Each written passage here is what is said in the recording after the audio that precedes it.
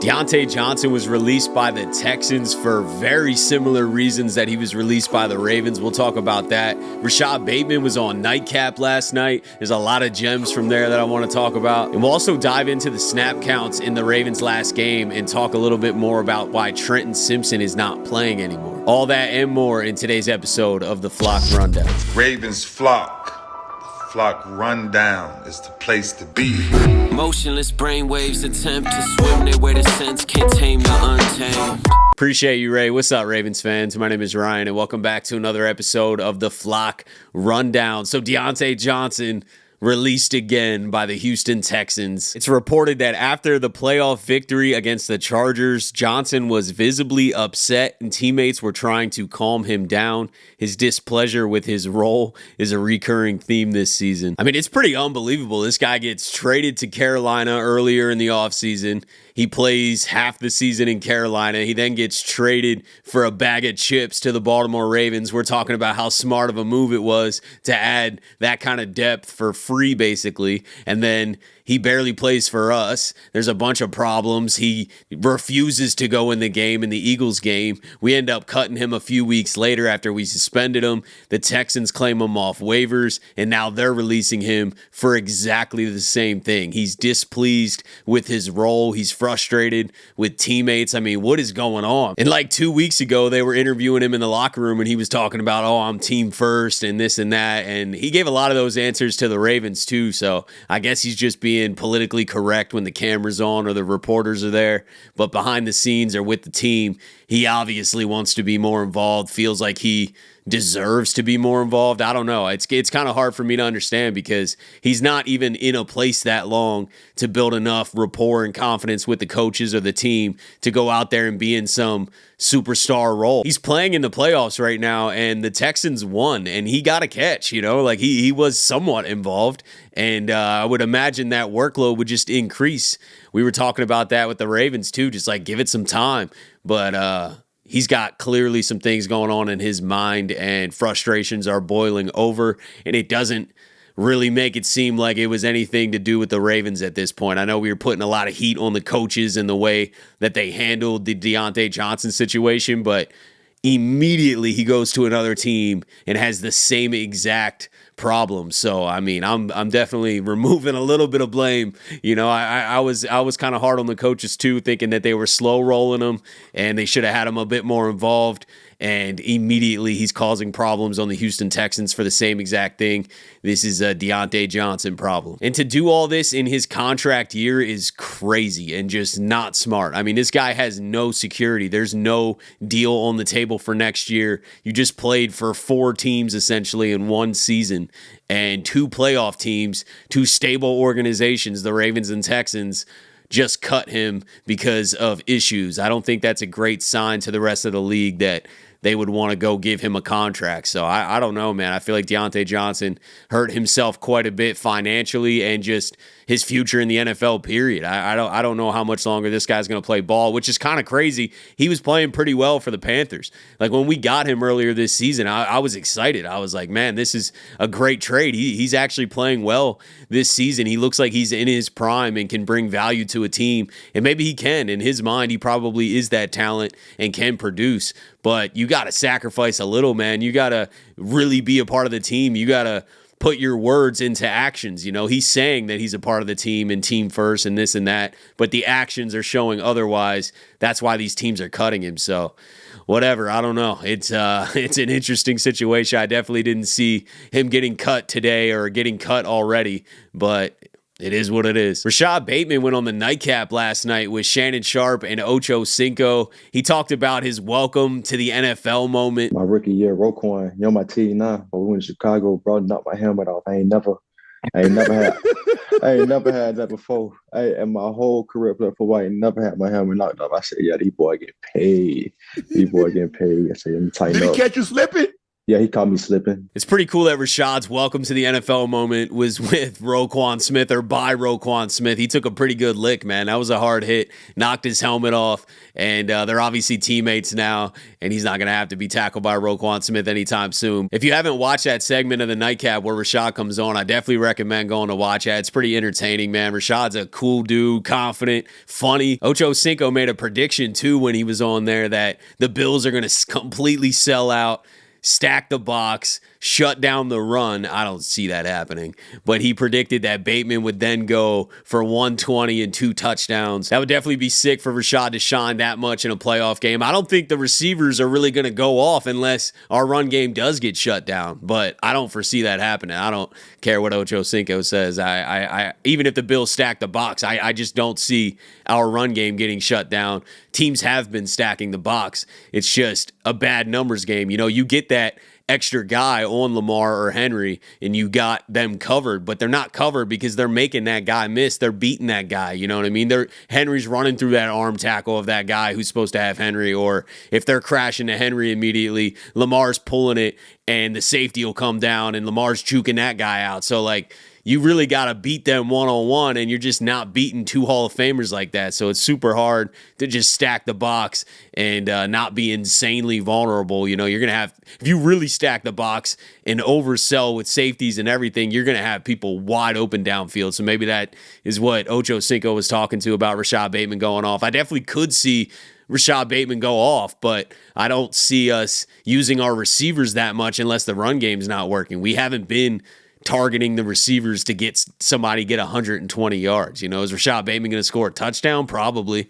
He's been scoring, you know. I wouldn't be surprised if Rashod scored a touchdown or 2, but to have 120 yards means we're heavily throwing, and I don't really know. I don't really know if that's going to be the game plan, but we'll see. We'll see. We'll talk a lot more about this Bills matchup as the week goes. We're still 5-6 days away here, but I thought it was interesting that Ocho Cinco was making that prediction to Rashod on there. The Ravens are still searching for some punt returner help, kick returner help, and they worked out Amari Rodgers, which is actually T. Martin's son. So that was pretty cool. We'll see what comes of it. He's not signed or anything like that, but they did bring him in for a workout. It really, to me, shows that they're not super confident in their punt returner situation. I know they've been going with Steven Sims. They've been playing Steven Sims a surprising amount, honestly. He's decently involved for how new he is. But I think that they're still trying to find that piece. You know, we signed Diontae Hardy in the offseason. He's been battling injuries. He hasn't really played much at all. When he has played a little bit, he hasn't really flashed, but that's probably because he's just not playing a lot of football this year. And then we went to Tylan Wallace. Thought he was solid for a couple games, and he started to make some mistakes. Then we went to Desmond King. He was solid for a game or 2, and then he fumbled twice. And then Harbaugh was like, oh, yeah, King's still our punt returner. We claim Steven Sims off the waivers. Now he's been the punt returner. He did drop a punt last week in the playoff game against Pittsburgh. He got it, picked it up. I mean, Harbaugh was asked about it in the press conference and acted like it wasn't a big deal, but he had the same reaction to Desmond King, and then Desmond King didn't return punts anymore. So I'm not saying Steven Sims wouldn't be our punt returner, but the Ravens are clearly trying to find someone, and that's been one rotating, inconsistent position that we've had all season long. So we'll see how it plays out. We'll see if they end up signing anyone else. I think Steven Sims is our punt returner still for right now, but who knows, man. You know, they definitely have been switching that up pretty often and just are trying to find somebody that's going to make the right decisions and hold on to the ball. Last thing I wanted to talk about is the Ravens snap counts. I thought it was super interesting when I was looking through the snap counts that Trenton Simpson isn't even getting a defensive snap. He's at this point just a special teamer. Chris Board had 37% of the defensive snaps, and Malik Harrison had 57% of the defensive snaps, but Trenton Simpson, 0. And then he played 70% of the special team snaps. Before the season started, we thought Trenton Simpson was going to be next to Roquan, replacing Patrick Queen, being Roquan's sidekick. We loved the athleticism. Still love all that, man. I think Trenton Simpson has enormous potential, but I think the Ravens gave it a good run for the first half, or big chunk of the season and then realize that Trenton Simpson is just not as disciplined and experienced enough. I think that's at the end of the day what it is. He needs more experience. He's thinking too much, and Chris Bohr, Malik Harrison play their assignment a lot more consistently. They're less athletic. You know, Trenton Simpson is way faster. He can fly to the ball better, but you can't have somebody out there that's a liability.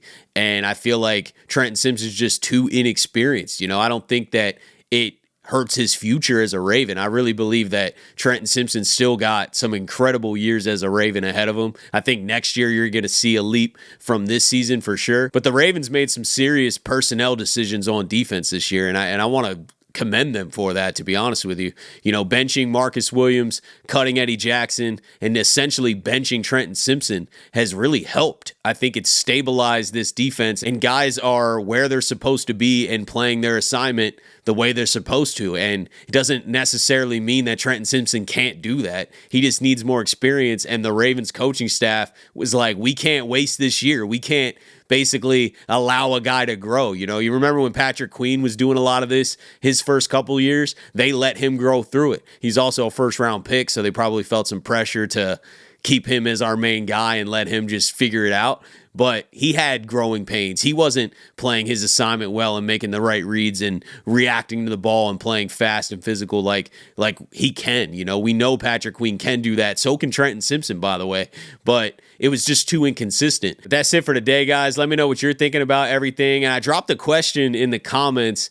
Let me know if you guys want these update videos. I know you do like the update videos, but I also could break up topics and just talk a little bit more detailed and longer on individual topics, and then still kind of sprinkle these update videos in if you guys still want that. But let me know if you guys would want both. That's what I'm leaning towards. I'm trying to put out some more content, and I'm jam-packing a lot of different topics into these update videos, and then I don't talk about them in depth quite as much. And I like the update videos because it's like short and to the point. If you guys don't have a lot of time, they're very edited and kind of entertaining, and you know, it's just jam-packed, a lot of information in like 10, 15 minutes. But I also could make separate topic videos where I kind of expand and talk a little bit more detail about some of these things that we're talking about, or just different stuff in general, where that whole video, and you know, it might only be 8, 10, 15 minutes, but the whole video is about one thing. So I'm leaning towards doing both, but let me know if you guys would want some more content. My goal is to build the best Ravens channel possible, and I need your guys' feedback to do that. I'm constantly pushing myself. I'm sure you guys have noticed throughout the last year, if you've been here for a while, that the editing has picked up, and you know, the thumbnails are better, and I spent a lot of time just trying to bring the best product and bring value to you guys and to this community, man. I love the Ravens. I've always been a diehard fan, and I want to create a Ravens channel that I always dreamed of watching, something that has a bunch of highlights and is very high quality and just creative and constantly pushing the boundaries and bringing new stuff to the table. But I appreciate you guys, as always, for tuning in to another episode of the Flock Rundown. Have a beautiful rest of your day, and I'll let the greatest linebacker in the history of the game take us out. Ravens Flock. The Flock Rundown is the place to be. My man Ryan has been a lifelong Ravens fan since he was born. The Flock Rundown. Nothing gets better than waking up and wondering how high we can fly. Tune in. Motionless brainwaves attempt to swim their way to sense, can't tame the untamed.